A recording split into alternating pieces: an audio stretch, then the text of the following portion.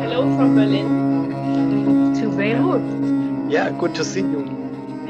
Hello. Good to see you too. Hello from Beirut to Berlin. Jogging, your magnificent piece, was in our theater in 2018 during the Theatertreffen, and then again in June 2019. Well, in it, Hanan, you were describing how you get up very early and you go jogging through your city to manifest your own freedom, but also to observe the city, how it's changing, how it's developing. I don't know, but how is it now? Do you go jogging early in the morning, and what do you see now? In fact, jogging now in the absence of live theater is the only thing that make me resist. I'm still going at least 3 times a week. I'm at 5 o'clock in the morning on the street in Hamra. I cross all the Hamra street, go to the military bay, and run the whole distance from of the shore till Ain Lemreisi, till where is the old mythical Beirut theater, and then go up to my home. It takes me 1 hour and a half, and really it's my oxygen now, my only source of oxygen, because I used to say that theater and physical activity are my savior. Now I only have my physical activity, and it allows me to keep connected to this mutating city, because we are not in the phase of one catastrophe, which is the corona, but we used to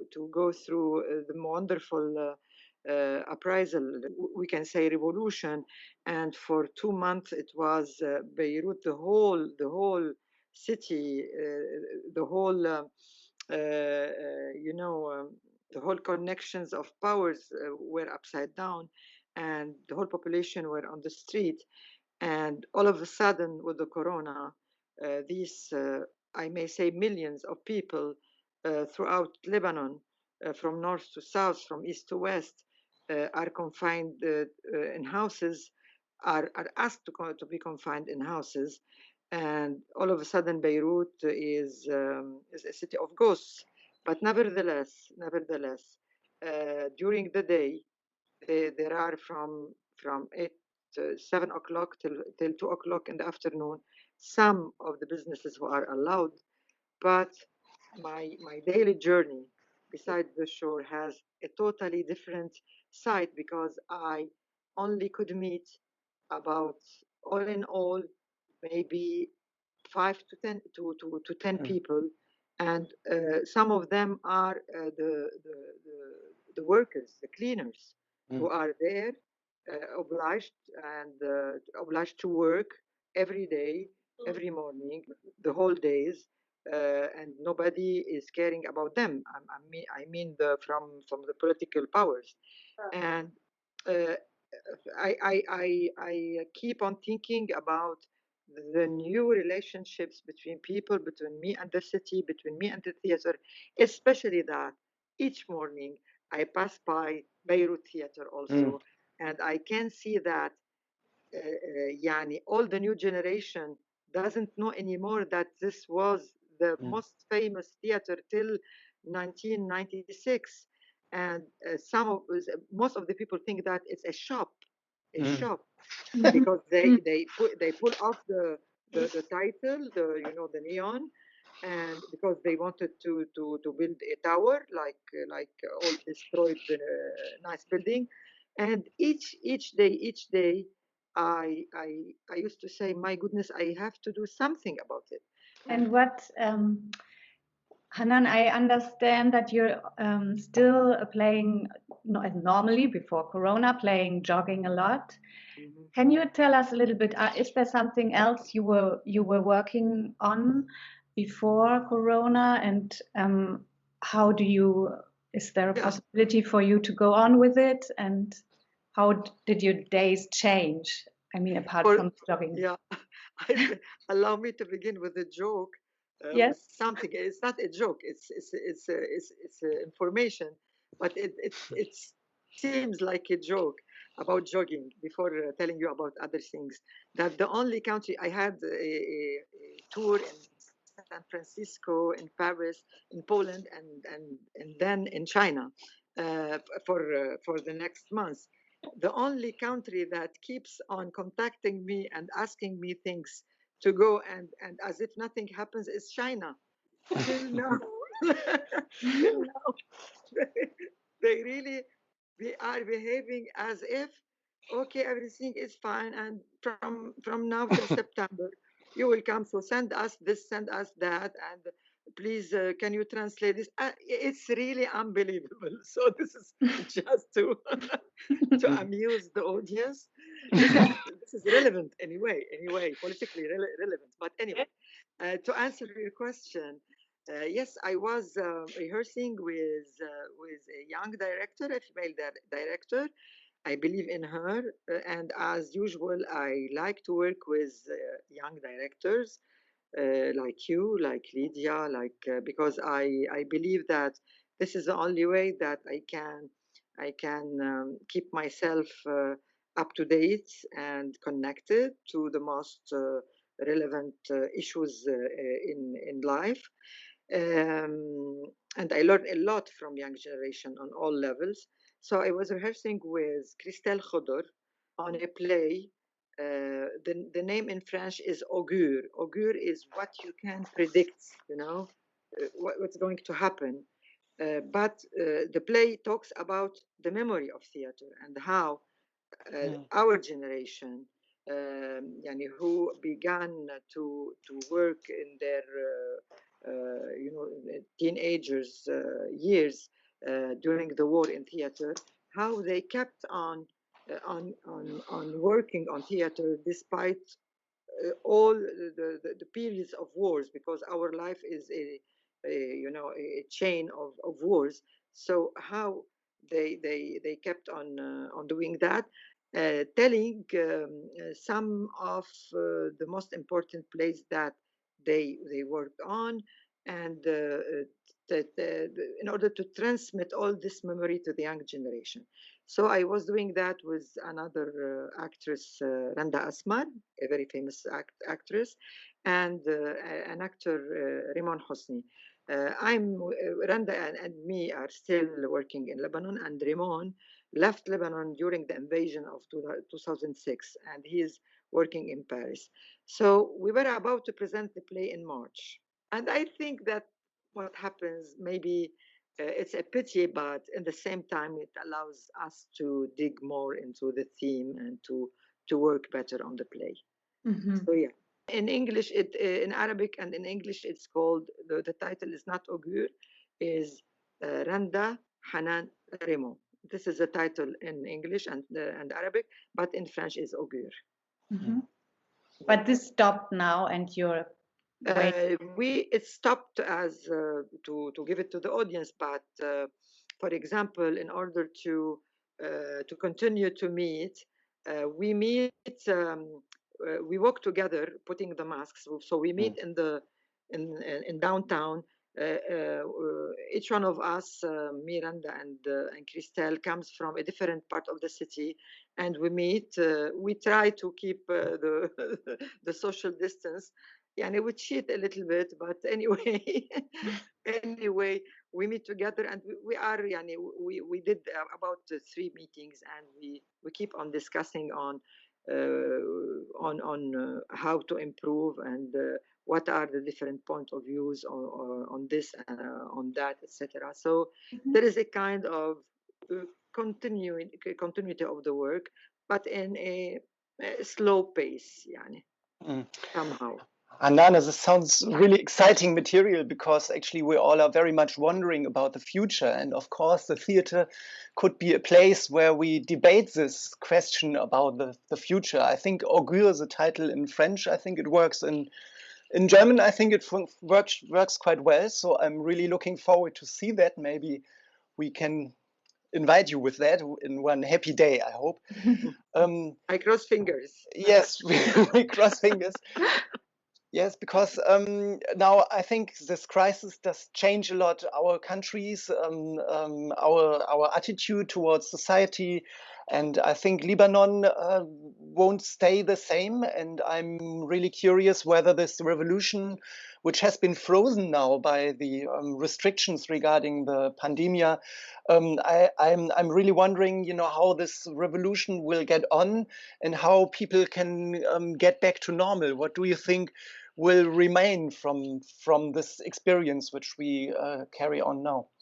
Yeah, Lebanon is never the same.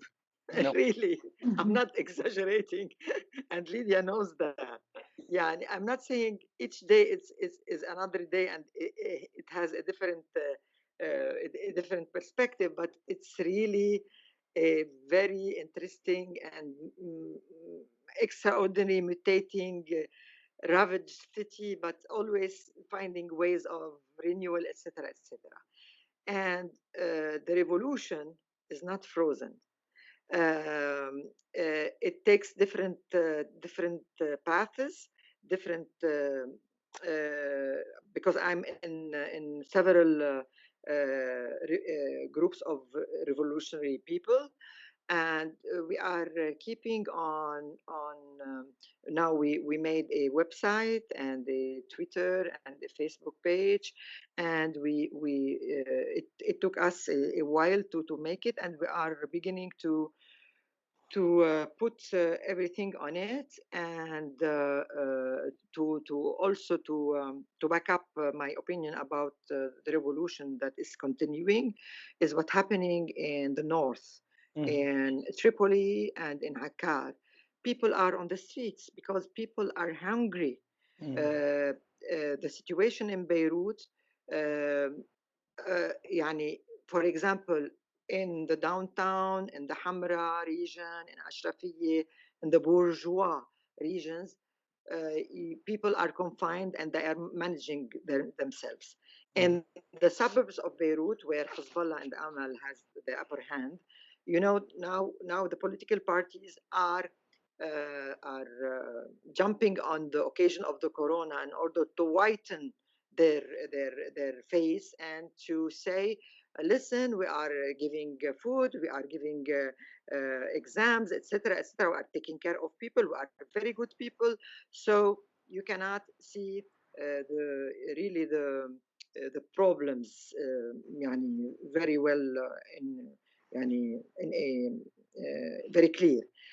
But for example, in the camps, in the Palestinian camps and the Syrian camps, in the regions like Akkar, like the North Tripoli, people are now, they don't care about the corona. They say, we are dead, but we cannot keep our children hungry. If they want to have milk and I don't have any more money, I can do whatever I can in order to feed them. And it's a very dangerous situation, very critical. And now the groups in Beirut beginning also to organize new ways of demonstration. For example, tomorrow and after tomorrow, depending on the pair and impair numbers of the cars, because now they organize the circulation into two kinds of categories of cars. The pairs, the numbers are going, for example, Monday, Wednesday, and etc., and the vice versa. So they are going to be demonstrations by cars, and also now groups of people, reduced groups of people, but groups of people are begun to burst in the offices of the ministers, obliging them to give answers, to challenge them, etc., etc. And in the downtown, where lately the government burnt all the tents of the people of the revolution and kicked out very brutally the young revolutionary people. The young men and women are going back to the downtown to demonstrate, and of course they are taking care of the situation, putting masks and trying to keep the social distance. But just to tell you that it's fire under the soil, and now it's everywhere. خلاص, we cannot keep يعني it's we cannot bear anymore, because also at the same time the banks now stopped to give any kind of currency, not even Lebanese lira, not even dollars. And moreover, the Central Bank of Lebanon, who is acting like a parallel government, I don't know why, decreed that even the dollars and the foreign currency that are being sent from our children or from our relatives or friends abroad, we are not allowed to take them as foreign currency. We have to take them as Lebanese lira, but in the amount, in the rate of the market, which is we lose more than the half of their amount. So you can imagine there is no way out. So we have to continue, and we are continuing. Yeah. It was a bit. Mawred was saying earlier, because we've heard it before when you were trying to connect. It was the Mediterranean between us. Yeah, it was the whales, passing the cables. Yes. Now, the protests in Lebanon that have started on October 17th, 2019.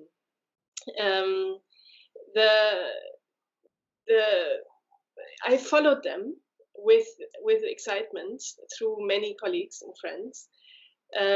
Could you say something more about the aims? I've heard, to put it very simply, that the government should be replaced by independent specialists. But could you say for those who don't know, what is the actual problem in the government, and what is the idea to how to change it?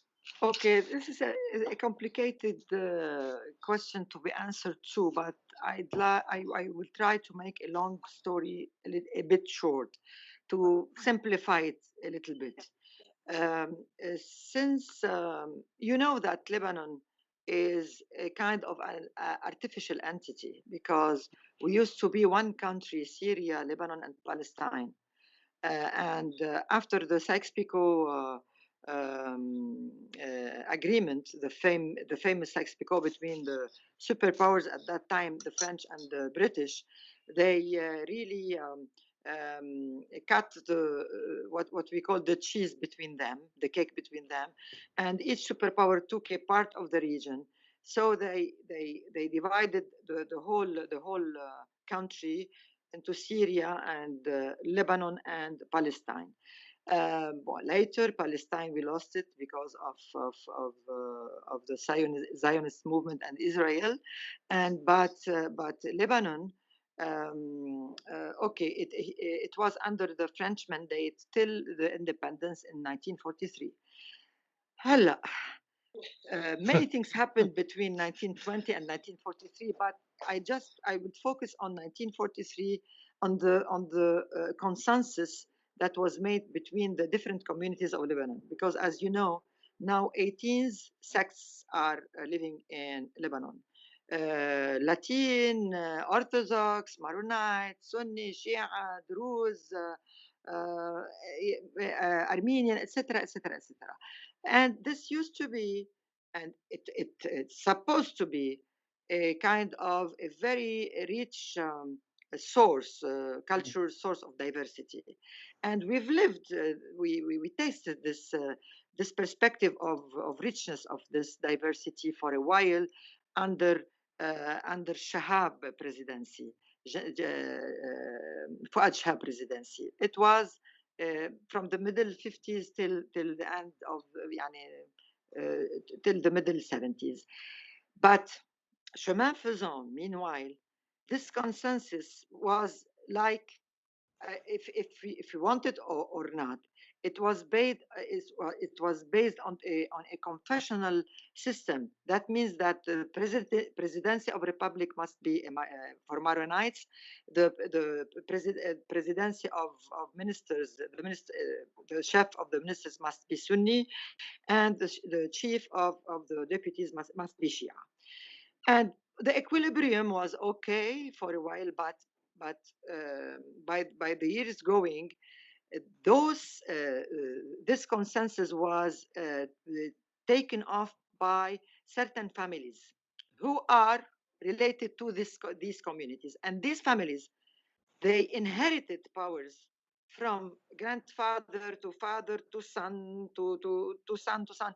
So they and while they were keeping on taking the powers, they were enriching themselves, keeping on enriching themselves. So this is what we from feudal powers to big bourgeois powers, etc. And the same families not only were ministers and deputies, but also took the monopoly of the most important companies in food or in construction material, and so they had the monopoly of the sources of money. And during the war, it was added to them some new parties who also are related, who are religious origin parties, who are related to some religions and sects, and who used to fight during the war, and who used to have militias. After the war, also they joined the groups, the horde of deputies and ministers. So, and they really also took part in the sources of power. And added to that,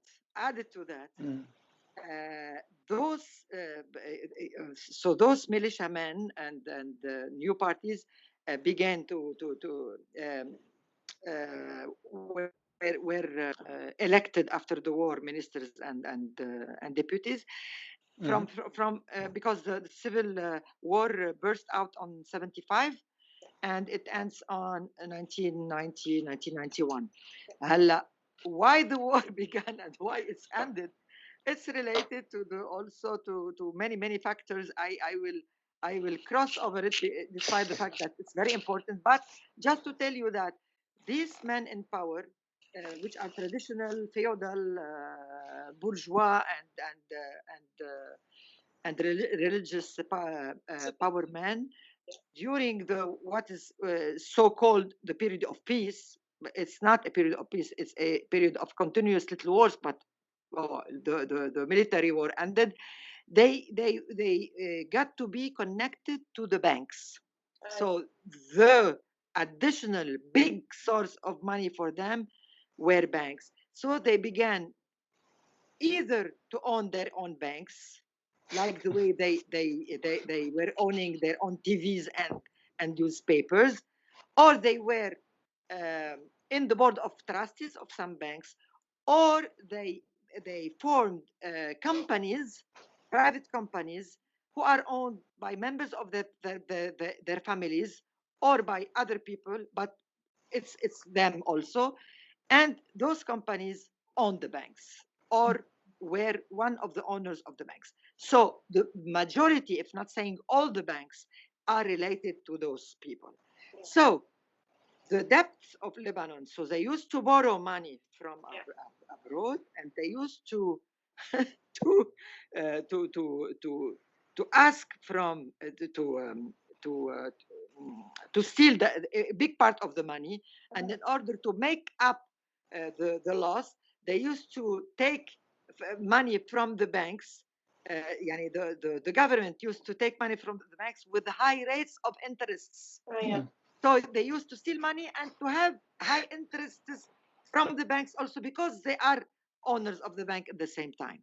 So this made that one beautiful morning, the whole population woke up on a catastrophe site, which is there is no dollars anymore. There is nothing in the country. There is nothing left to the people. Even our accounts, even if we have 1,000 or 5 or 10 or 50, or we are not allowed. They took also our money in order to try to bring some medication or some food, because they don't have anymore any money, even though most of them have many accounts in Switzerland, in France, and European countries, and they before the reality was announced, they